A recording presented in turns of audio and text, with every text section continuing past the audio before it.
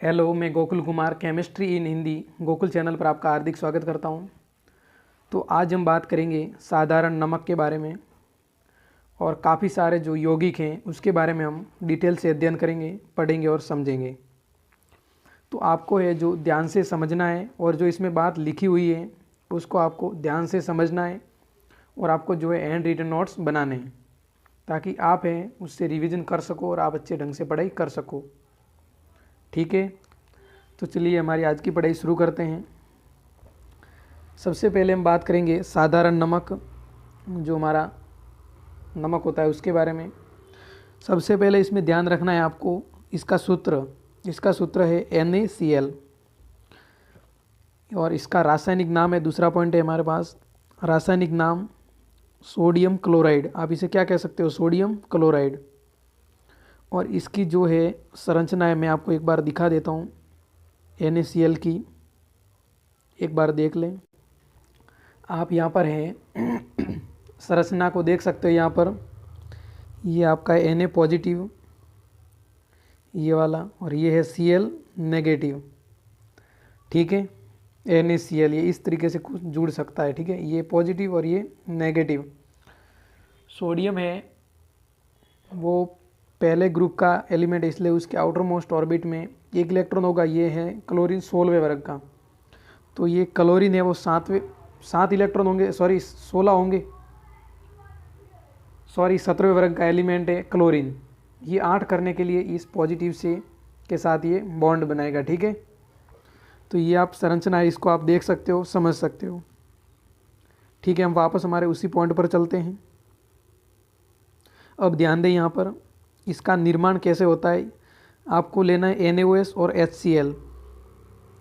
तो यहाँ से है वो जल तो बाहर निकल जाएगा OH, और यहाँ से H, यहाँ से H2O, और ये बन जाएगा आपका NaCl सोडियम क्लोराइड। और इसका जो उपयोग है आप सबको पता है कि उपयोग NaCl का कहाँ कहाँ किया जाता है? भोजन के रूप में किया जाता है। ठीक है, और ये है, आप इसे कह सकते हो सरल सामान्य उदासीन लवण कह सकते हो। सरल भी कह सकते हो, सामान्य उदासीन लवण भी कह सकते हो। आप इसे क्यों कहते हो सरल या उदासीन? क्योंकि इनमें H पॉजिटिव और OH आयन है वो अनुपस्थित होते हैं। क्या होते हैं? अनुपस्थित। आपने पढ़ा था कि जिसमें H पॉजिटिव और OH नेगेटिव एब्सेंट है, अनुपस्थित हैं, तो उसे आप क्या कहोगे? उदासीन लवण। क्लियर? इसके जो स्रोत है इनको कहाँ कहाँ से प्राप्त करते हैं? समुद्री जल, चट्टान और खनिज नमक भी आप इसे कह सकते हो, खनिज से निकाला जा सकता है।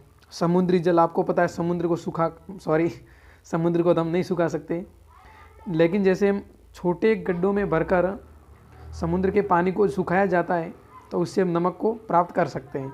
ठीक है, और जब समुद्र कई हजारों साल बाद में जो समुद्र सूखते हैं तो उसकी जगह जो चट्टानी जो नमक है उसे आप कह सकते हो खनिज नमक। और इससे जो बनने वाले पदार्थ हैं वो कौन कौन से? NaOH, Na2CO3, 10H2O और NaSCO3 और CaOCl2 आदि। हमने साधारण नमक के बारे में बात की। अब हम पढ़ेंगे सोडियम हाइड्रोक्साइड NaOH। इसका निर्माण है वो NaCl के जलीय विलयन में विद्युत धारा प्रवाहित करके। जो NaCl का जो जलीय विलयन है उसमें आपको विद्युत धारा प्रवाहित करके आप बना सकते हो। ठीक है, 2 अणु NaCl के, ठीक है, और 2 जल के। जल में आप NaCl को घोलोगे तो उसमें से 2 NaOH और Cl2 गैस बाहर निकलेगी और H2 गैस बाहर निकलेगी। ठीक है, आगे जो रिएक्शन है उसमें अच्छे ढंग से समझा रखा है कैसे निकलती है, कैसे रिएक्शन होती है। आप वहाँ से समझ सकते हो, पढ़ सकते हो। ठीक है, और आपको है ये जो रिएक्शन है वो आप इस तरीके से भी कर सकते हो, इस तरीके से। ठीक है, अब हम देखेंगे NaOH के उपयोग। NaOH के उपयोग कौन कौन से हैं? धातुओं से ग्रीज हटाना, ग्रीज मतलब आप मैल होता है उसे कह सकते हो। साबुन व अपमार्जक बनाने में, कागज उद्योग में, कृत्रिम रेशे उद्योग, और जो इससे जो H2S गैस निकलती है तो उसका उपयोग है ईंधन के रूप में, खाद के रूप में, वनस्पति घी, आप डालडा भी कह सकते हो इसे। और जो हमारा NH3 बनाने में, और जो एक तो NH3 होता है अमोनिया, और एक अमोनिया खाद होता है, तो NH3 खाद बनाने में भी इसका उपयोग कर सकते हो, कर सकते हैं या कर सकते हो। आप भी बड़े होंगे, साइंटिस्ट बनोगे तो आप भी इसका उपयोग करोगे। जैसे देखिए जो Cl2 गैस निकलती है इसका उपयोग कौन कौन से, पीने के पानी में, स्विमिंग पूल में, जो हमारा स्विमिंग पूल होते हैं, पानी को कीटाणु रहित बनाने में, PVC प्लास्टिक बनाने में, जो किचन होते हैं उसमें जो प्लास्टिक के लगे होते हैं, सॉरी पहले लकड़ी के लगे होते थे, अभी PVC प्लास्टिक यूज में लिया जाता है ज़्यादातर, ठीक है। और हमारा विरंजक चूर्ण है HCl बनाने में भी इसका उपयोग है वो किया जा सकता है। अब हम पढ़ेंगे धोने का सोडा, आप इसे दावन सोडा भी कह सकते हो। वॉशिंग सोडा, इसका जो फॉर्मूला है वो है Na2CO3 10H2O, इसको याद रखना है आपको। इसका निर्माण है वो सोडियम कार्बोनेट के क्रिस्टलीकरण से किया जाता है। जैसे आप Na2CO3 लोगे और 10H2O, बस केवल और केवल यहाँ पर है पॉजिटिव का सीन लगाया है, ठीक है, बाकी ये का यही है। क्लियर। इसके यूज हैं, उपयोग हैं कांच, साबुन तथा कागज उद्योग में, बोरेक्स या सुहागा बनाने में, और जो सुहागा है उसका फॉर्मूला है Na2B4O7 10H2O, ठीक है। तीसरा है घरों में साफ सफाई में, जल की कठोरता दूर करने में, ये है इनके उपयोग। अब हम पढ़ेंगे बेकिंग सोडा या खाने का सोडा। इसका फॉर्मूला है NaSCO3, इसका रासायनिक नाम है सोडियम हाइड्रोजन कार्बोनेट या सोडियम बाइकार्बोनेट भी इसे कह सकते हो। इसका निर्माण है वो NaCl लेना है, आपको जल लेना है, और CO2 और NH3 इसमें गैस है जो प्रवाहित कर देनी है। इसलिए आपको क्या मिल जाएगा, NH4Cl, ये तो साइड प्रोडक्ट, और ये अपना बन जाएगा बेकिंग सोडा NaSCO3, ठीक है। आप इस रिएक्शन को इस तरीके से भी कर सकते हो, आप समझ लेना, यहाँ से समझ में आ जाएगा आराम से, कोई बड़ी बड़ी बात नहीं है। इसके जो गुण हैं, जैसे आप लोगे जो हमारा है ना ये बेकिंग सोडा, खाने का सोडा, इसके आप 2 अणु लोगे NaSCO3, तो यहाँ से क्या होगा, यहाँ से H2O और CO2 गैस निकलेगी, यहाँ से H, यहाँ से H और यहाँ से S, और यहाँ से एक ऑक्सीजन, तो यहाँ CO2 बच जाएगा, ये CO2 और ये H2O भी बन जाएगा, ठीक है, और Na2CO3 आपका बन जाएगा।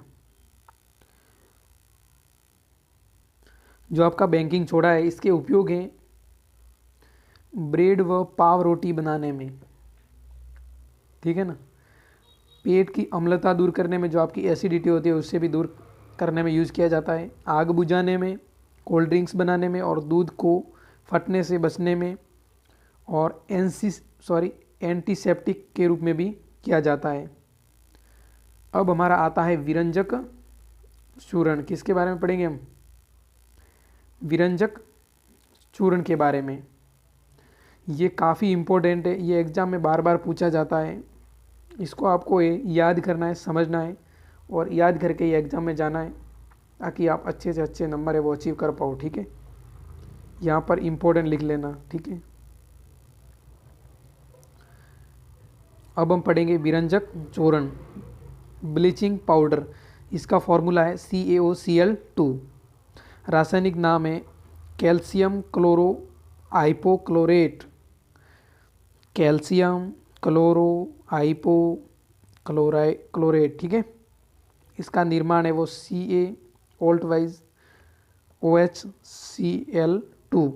और CaOCl2, ये बन जाएगा आपका विरंजक चूर्ण और जल निकल जाएगा। इस रिएक्शन को मैं आपको डिटेल से समझा देता हूँ क्योंकि ये इम्पोर्टेंट है। इसको है मैं एक बार इस साइट में लिख लेता हूँ एक बार,